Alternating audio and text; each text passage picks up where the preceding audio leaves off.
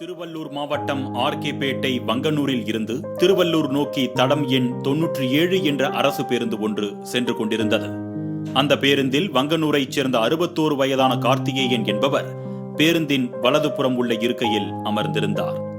அரசு பேருந்து திருப்பாச்சியை கடந்து சென்றபோது திடீரென ஓர் வேகத்தடையின் மீது ஏறி இறங்கியது. பேருந்து 50 கிலோமீட்டர் வேகத்தில் சென்றதால் வேகத்தடையில் ஏறி இறங்குகையில் உள்ளே அமர்ந்திருந்த பயணிகள் அனைவரும் அரை அடி உயரம் வரை தூக்கி எறியப்பட்டனர்.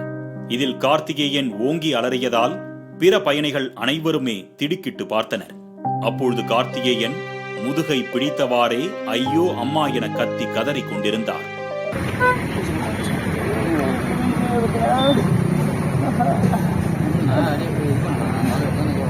இதனையடுத்து அவரது அருகே சென்று பார்த்தபோது அவரது இருக்கைகள் தூக்கி அடிக்கப்பட்டு அங்கிருந்த துருப்பிடித்த கம்பி முதுகில் குத்தப்பட்டிருந்தது.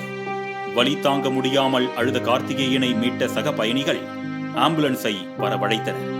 5 நிமிடத்திலேயே ஆம்புலன்ஸ் அங்கு வர கார்த்திகேயன் பத்திரமாக மருத்துவமனைக்கு அழைத்துச் செல்லப்பட்டார்.